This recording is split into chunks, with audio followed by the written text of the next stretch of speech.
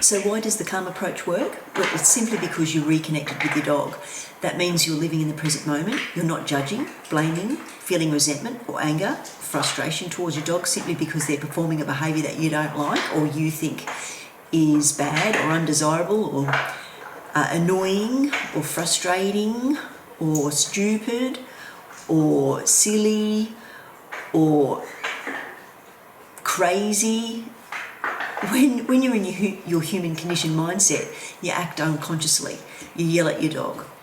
You yell crazy things at your dog that are meaningless from your dog's point of view. You don't really do anything that is going to help your dog's emotional state or your emotional state in that situation. So when you are in your human conditioned mindset, you're not going to see answers. So that's why the calm approach works, because when you're reconnected with your dog, you're in the present moment, you see answers because you're looking at reality. You're not labelling it or tainting it with your human conditioned mindset. What you don't like, what you like, what you judge, what you blame, what should or shouldn't be happening in that situation. So the calm approach works because you reconnected with your dog. When you're reconnected with your dog, you feel joy, warmth, compassion and empathy, and that's incompatible with wanting to cause psychological or physical harm to your dog. So I want to give you some examples of the calm approach in action and why it works. Now, Morty's sitting at the front door. He's got a really enjoyable collagen chew from his point of view. What I'm doing here is I'm creating pleasant associations by using the calm approach. I'm reconnected to Morty, so I know his patterns of behaviour and what causes him to leap up and want to bark and run towards the front door or the back door, depending on what's happening. A lot of the times it can be from frustrated, lonely, self-soothing, anxious dogs that are barking in the neighbourhood because they're on their own all day without anything to do. And so that stimulates Morty to be in a negative emotional state, and that causes him to perform barking, which is not helpful from his point of view. So this behaviour that you're seeing, that you saw there in that footage, is incompatible with barking. But what it's doing, it's helping to create pleasant associations for Morty in that situation where he would normally, or will usually and quite frequently, perform behaviour that is barking or behaviour that is not conducive to a positive emotional state for him. So let's look at the next one. So when you're reconnected with your dog, as I mentioned, you're seeing answers. So that was an answer for that situation.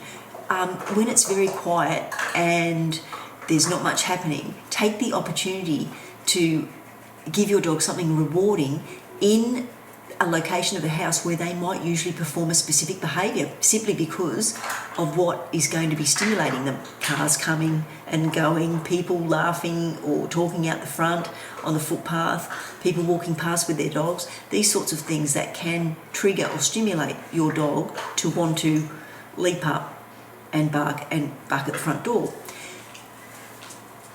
Also, that's going to be behaviour that is a normal thing for a dog to do, because it can be that they're alerting us, and it can also be that they're protecting their property, and that's a good thing. When we can help our dogs to alert bark, that's a good thing, because their alert barking, it might just be some short, sharp barks that may only last for about 5 or 8 seconds. But if we have our dogs performing that in a constructive way, by helping them in that situation and redirecting it to that situation, then what we're going to do is we're basically going to be having a dog that will feel emotional satisfaction in performing that behaviour, but understanding that they don't have to keep continuing that behaviour, because it served the purpose and the human has acknowledged them for performing that behaviour. And you'll see that coming up in the next footage. So this footage here is another example of the calm approach. Now, in the previous footage, you saw Morty with a chew bar, a collagen chew. Now that is a really interesting thing for him, and it's very difficult to get him to do anything else or even look at you when you say hello to him, because he's so engrossed in that. So that's a powerful thing for me to be able to use in my bag of tricks, so to speak, to help Morty overcome being stimulated by any other trigger that might be happening in the environment, that's going to take his attention. This one here, a lamb chop, and I've warmed that up in a plastic sandwich bag in a bowl of hot water, so that warms it through. And this is a particularly high value resource for Morty. He really enjoys these raw meaty bones. But the thing is with Morty, and once again, it was a particularly noisy day with lots of dogs home alone barking because they're frustrated, lonely, trying to self-soothe. They're anxious because their humans are away for 8 to 12 hours of the day, and they're outside all day. But in this particular occasion, Morty was getting really distracted and unsettled. So I thought, okay, I'll defrost one of those and I'll give that to him to help try to settle him down and get him into a more positive emotional state. Now, you just saw that he just sat down probably a few seconds ago. I wanted to watch him eat this because of all the noise that was happening. He was still really just unsettled, and I knew and I felt that because of the body language clues and the patterns of behaviour and body language clues that he was giving me, that he was still being stimulated and listening for those noises in the environment because he was feeling uncomfortable and he was in a negative emotional state. Now, you'll get to see that with your dog as well, the different little patterns and nuances to their behaviour and the little things that they show you with their body language from their head to their tail. And you can start to anticipate. So when you anticipate that, things can go not so well. That is, Morty might leap up and have a thunderous bellowing bark and cause my heart to leap out of my chest.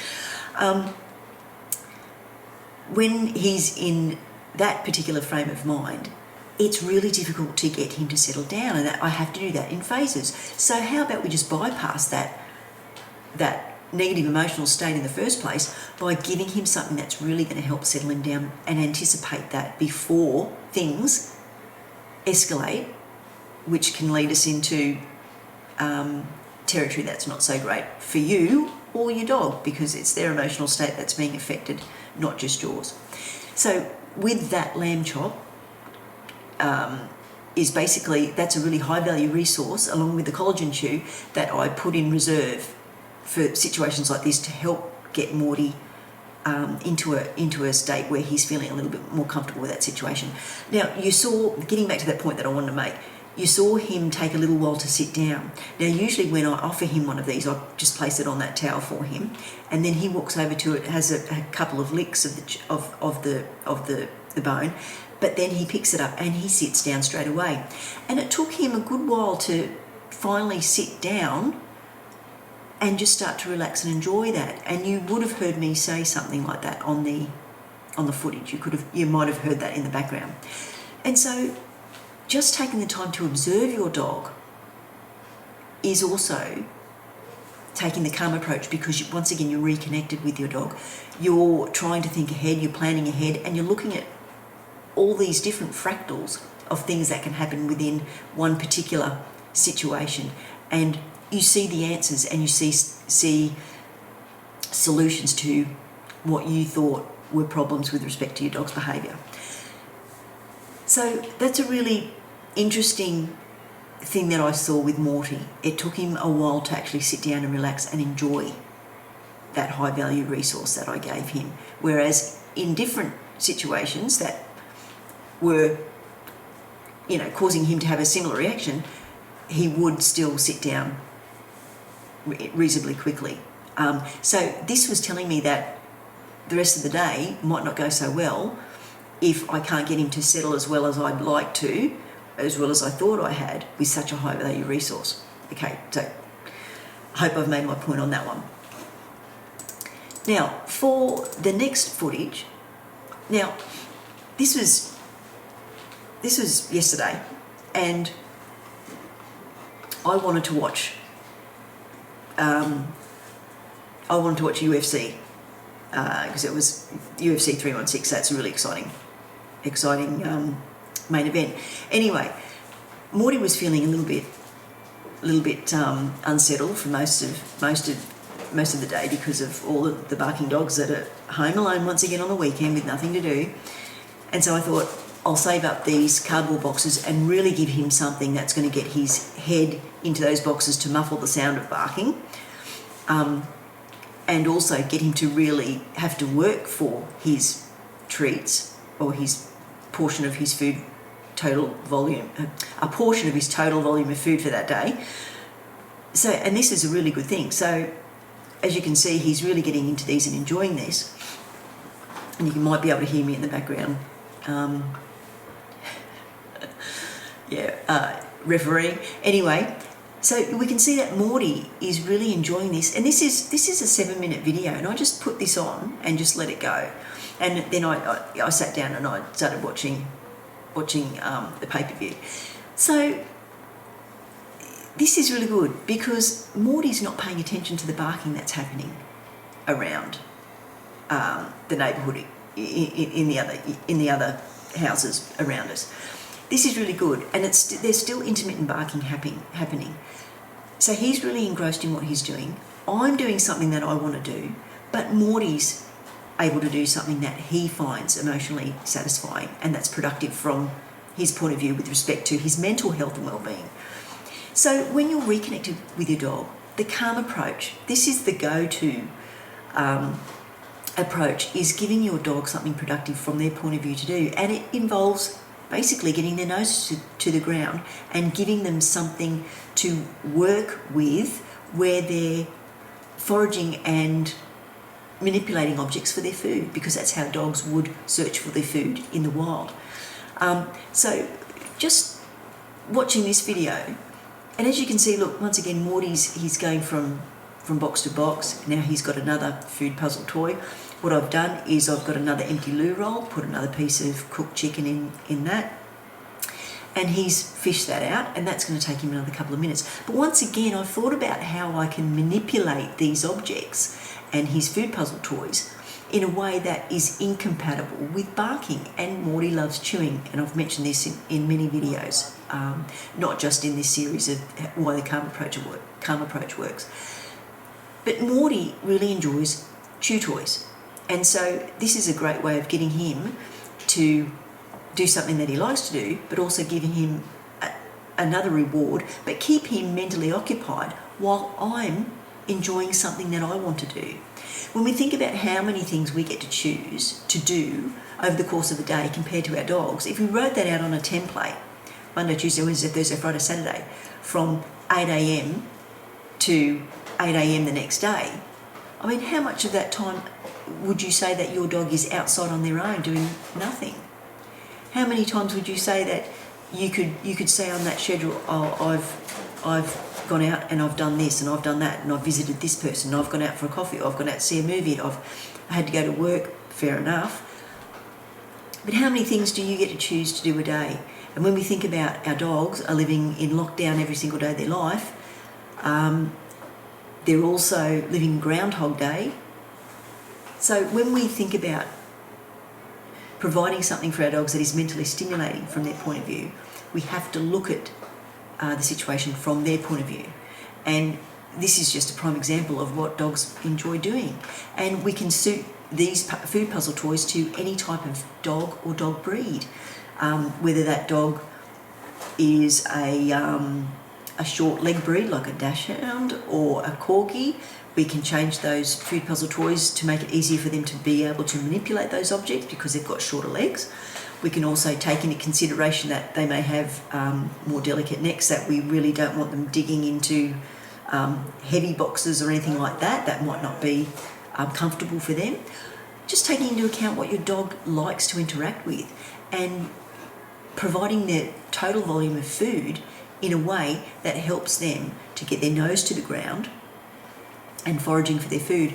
Even just starting out with just a basic scatter of kibble on the grass is fantastic, because you're getting your dog's nose to the ground, but they're doing what dogs do. That's the way that dogs would look for their food if they were in the wild. And so once again, Morty's enjoying this here. Now he's got into one of the little cardboard boxes, but there's also a Tetra Pak there, just an oat milk empty container that I've washed out and taken off the lid and the insert and the tab inside. And that takes a couple of days just to dry out after you've rinsed it out, but that's a fantastic little vessel just to put in some cooked chicken or some kibble if you want. And once again, Morty's just enjoying this here. We're coming up to now 5.5 minutes in this video. When you think about 5.5 minutes, when you think about 5.5 minutes and you have nothing to do, that could seem like an eternity. So just think about what that's like from your dog's point of view, and they do that 24/7, 365 days a year. So I'm going to let this play down, because when I watched back this video, I didn't see what had happened until after I played it back. And so Morty, I'm mortified, mortified. You just have a nice scratch there, good on you, mate. So you're just going to waddle over and he's probably going to have a drink. And now, so guess who got their anal sacs checked today after I watched this back and saw that little golden nugget there. Anyway, so look, I hope you can see the wisdom of what I've tried to impart with respect to the information and the footage here, and why the calm approach works, why being reconnected with your dog basically is inherently related to your dog's emotional state, your emotional state, but also helping to reduce not just your suffering in times where you get frustrated or angry or resentful because your dog's performed a behaviour, but your dog's suffering because we're recognising that they need something emotionally satisfying to do. And also you're reducing the suffering of neighbours around you, other humans. And also when you hear other dogs barking in the street, when you're walking your dog, and you hear a dog barking, and then you're walking around the block and then you hear that dog is still barking, rather than being angry or frustrated or saying, "Oh, stupid dog, shut up," or thinking something like that, you're going to start having empathy and compassion for that animal and the suffering that that animal is enduring, simply because their human is disconnected from their dog. So I hope you can see the wisdom in the information that I've imparted to you today, and we'll talk again soon.